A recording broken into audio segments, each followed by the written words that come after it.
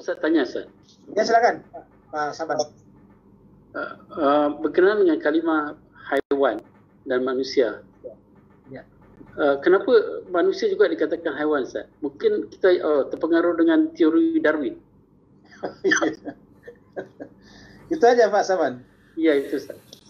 Ya, dari segi apa namanya? Dari segi jenis, namanya jenis itu semua ciri-ciri hewan ada pada manusia Pak Saban.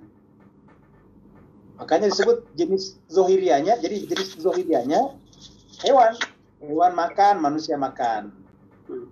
Hewan berjalan, manusia berjalan. Hewan berkembang biak, manusia berkembang biak. Hewan ada yang menyusui anaknya, manusia menyusui anaknya, gitu. Pokoknya hewan makan, minum, manusia juga minum. Hewan ada yang mandi, manusia juga mandi.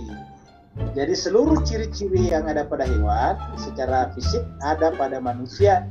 Sehingga dari segi jenis, dari segi namanya, manusia dimasukkan ke dalam kelompok hewan. Kelompok hewan. Makanya itu Al-Quran nanti menarik Pak Saban. Al-Quran menarik. Karena yang disebut manusia nanti itu adalah hewan yang berpikir. Jadi manusia adalah hewan yang berpikir. Ya, coba kita tuliskan dulu di sini. Jadi manusia, hewan yang berpikir. Manusia adalah hewan yang berpikir. Ini mananya Ustaz, beza antara manusia dan hewan? Bahwa manusia itu hewan yang berpikir. Ya, jadi kalau manusia itu kan jenis hewan Pak Saban, dia jenis hewan. Cuma bedanya dengan hewan lain berpikir, kan begitu. Ya. Jadi apabila berpikirnya ditiadakan, jadi apabila berpikirnya dicoret, ini berpikir dicoret. Kan ada tuh orang Pak Saban kalau beragama nggak perlu berpikir, nggak perlu pakai akal. Kalau berpikirnya dicoret, berarti yang tersisa adalah hewannya. Hewannya. Ya, makanya dalam Al-Quran dikatakan, kalau orang tidak menggunakan akalnya, ulaika kal an'am, mereka seperti hewan. Lebih buruk lagi. Bahkan lebih buruk lagi, balhum adal, bahkan lebih sesat lagi. Nah, begitu Al-Quran. Jadi Al-Quran benar secara logika tuh Pak Saban. Oke. Jadi Al-Quran mengatakan kalau manusia sudah tidak menggunakan akalnya, maka seperti hewan. Karena ini yang menentukan ini berpikirnya nih. Jadi makanya kalau ada ustadz, ada ulama mengatakan kalau pelajar agama nggak perlu berpikir, ini berbahaya. Ya, apabila manusia belajar tidak berpikir, berarti manusia menjadi hewan namanya Pak Saban. Ya, oke.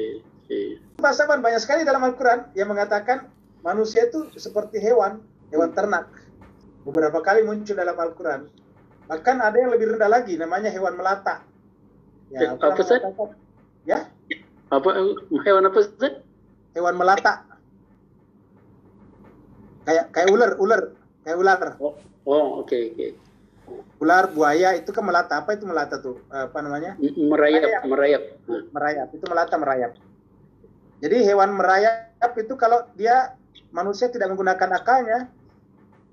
Dalam Al-Quran dikatakan inna syarrad dawabi indallah as-summul bukmul ladina la yaqilun. Seburuk-buruk hewan melata kata Tuhan adalah manusia yang tidak mau lagi mendengarkan nasihat. Yang tidak mau lagi bertanya tentang hal yang diragukannya. Apa kata Allah? Mereka itu adalah orang-orang yang tidak menggunakan akalnya. Alladzina la yaqilun, orang-orang yang tidak menggunakan akalnya. Jadi banyak di dalam Al-Quran Pak Saban.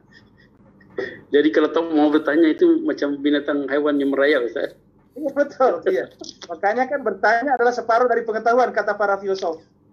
Bertanya adalah separuh dari pengetahuan. Karena kalau kita bertanya berarti kita sudah tahu sebagian. Kenapa? Yang kita tanyakan kita sudah tahu. Tinggal menyempurnakan. Misalnya kita tanya tadi apa itu hewan, berarti kita sudah tahu yang dibicarakan adalah hewan.